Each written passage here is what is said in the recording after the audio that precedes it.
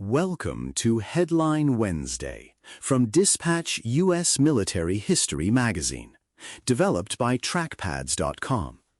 Each week, we take one pivotal moment from United States military history and follow it from the first warning signs to the final outcome. Today, we go to Baghdad in the 2003 invasion of Iraq for the story of the Baghdad Thunder Runs. A longer version of this feature, with fact sheets and photos, is available in the print edition, on LinkedIn, or by email. Just after first light, the highway lanes into Baghdad belonged more to tank engines than civilian traffic.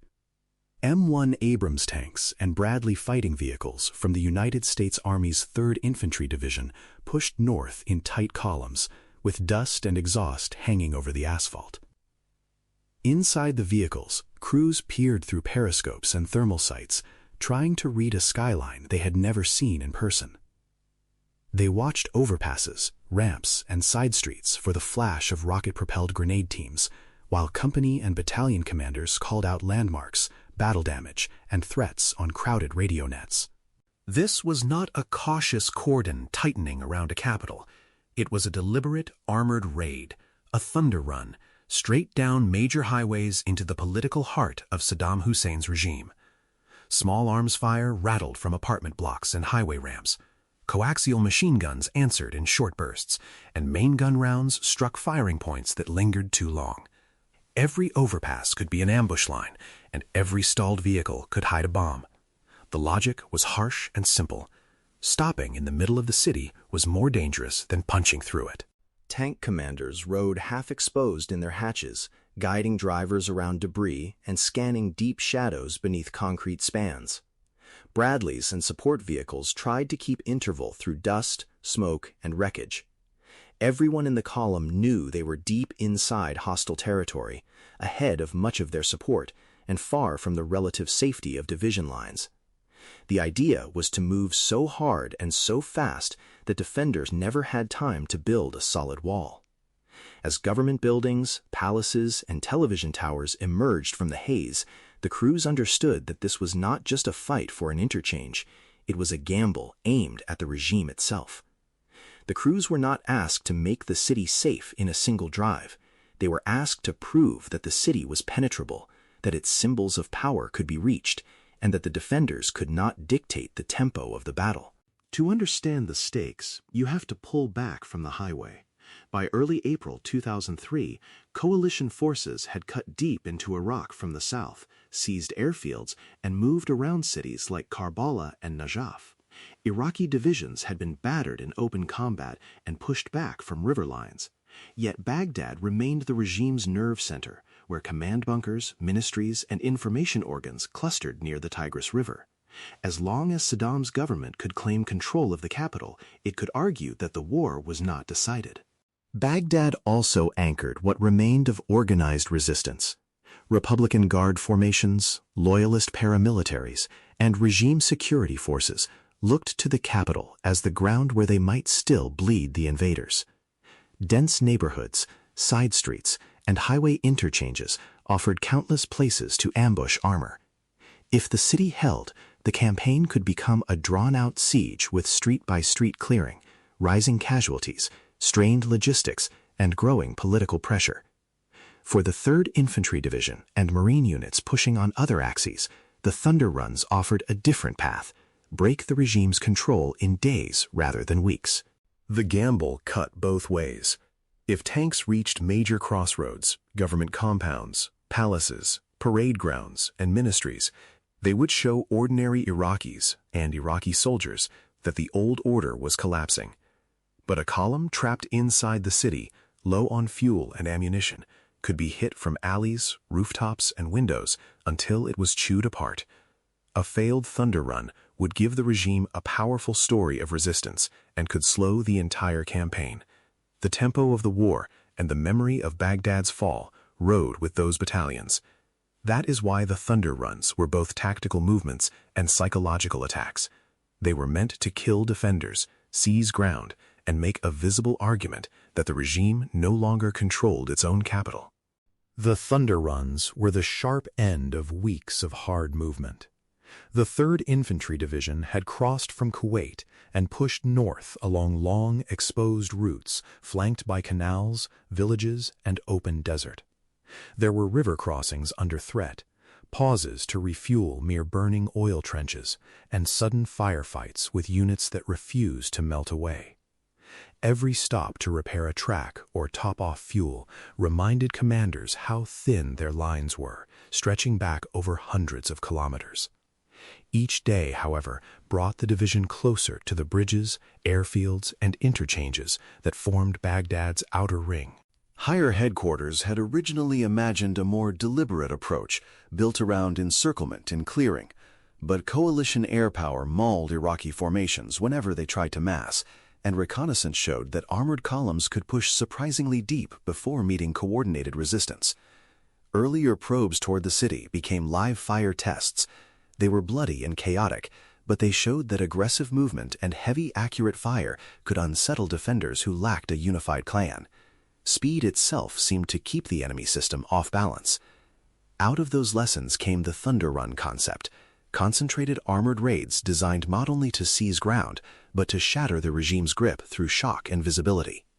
When the order came, the idea became maps, call signs, and load plans.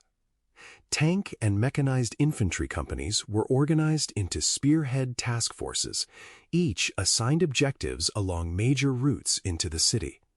Some aimed for bridges and interchanges, others for Baghdad International Airport and avenues toward the government district.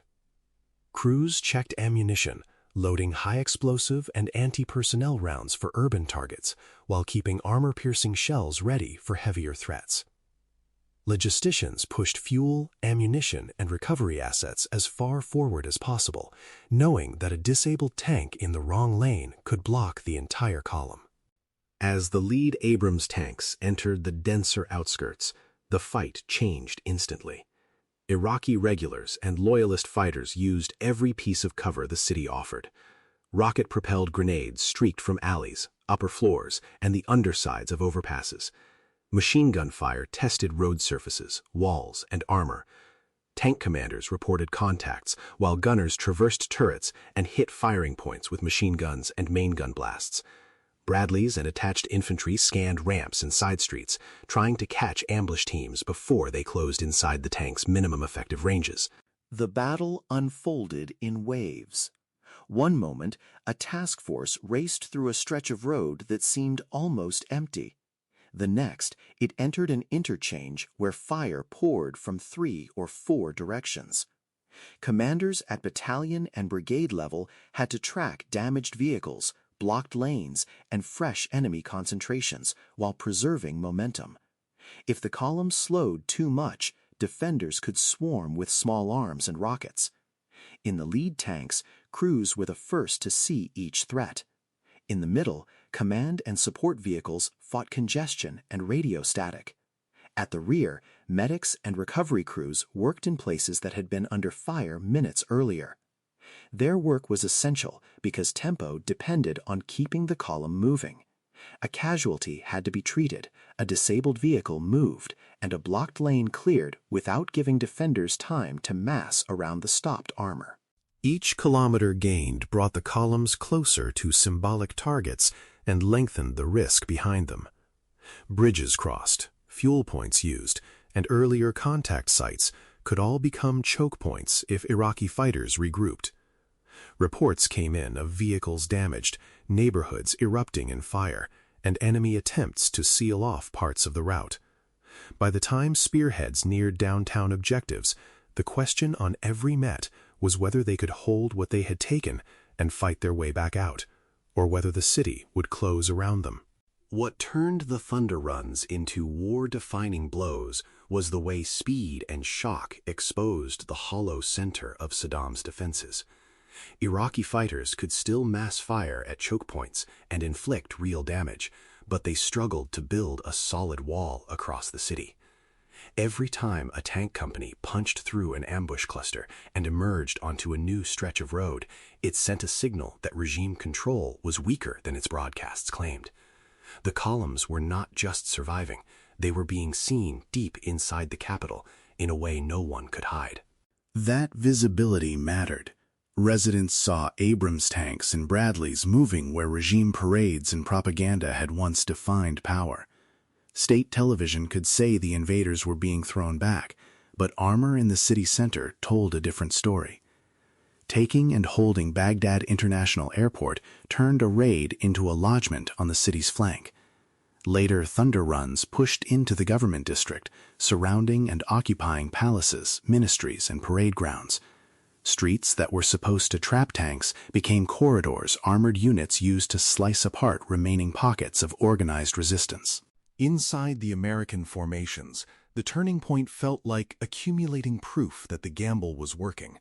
Crews saw fewer signs of disciplined large unit opposition and more scattered fighters acting without coordination. Commanders who had feared being cut off began focusing on which objectives to secure next and how to reinforce spearheads already inside the city. The risks remained real. Vehicles were lost, and soldiers and Marines still faced close-range ambushes. But by the time tanks sat inside palace compounds and key intersections, the balance of confidence had shifted. The thunder runs had ripped open the regime's political heart. In the immediate aftermath, the change appeared in images that flashed across the world. Statues pulled down, government buildings abandoned or looted, and armored vehicles parked in places once reserved for regime ceremony. Militarily, Baghdad's fall meant organized Iraqi army formations could no longer function as a national force. Republican Guard units were scattered or destroyed, communications shattered, and command centers abandoned or under coalition control. For the soldiers and Marines who had fought through highways and interchanges, civilians emerging into the streets marked the end of the conventional phase of the war. At the campaign level, the thunder runs validated a vision of how heavy armor could operate in and around major cities. They showed that tanks and mechanized infantry, properly supported, could move rapidly through urban terrain rather than automatically bogging down. Speed, firepower, route planning, reconnaissance, and column discipline could disorient defenders and fracture their response. Planners would study these raids for lessons on choke points, route clearance, protection, tempo, and how to keep support elements close enough to sustain a deep thrust without clogging the road. Yet the months that followed revealed what armored raids could not solve. Toppling visible regime structures did not automatically secure neighborhoods, rebuild institutions, or create political legitimacy. The quick advance gave way to occupation, insurgency, improvised explosive devices, and a conflict that shifted into a different and more complicated phase. For many who rode those columns, the memory of the decisive push into Baghdad would sit beside later memories of patrols, insecurity, and questions no tank battalion could answer. For students of military history and professionals preparing staff rides or classroom discussions, the Baghdad Thunder Runs sit between bold operational design and sobering strategic context. They show a division-level command choosing risk and speed to seize the initiative, and armored crews executing under intense pressure along narrow, fire-swept routes. They also remind us that the most dramatic victories on a map are only the beginning of longer stories among civilians, political leaders, and the people who live through what follows.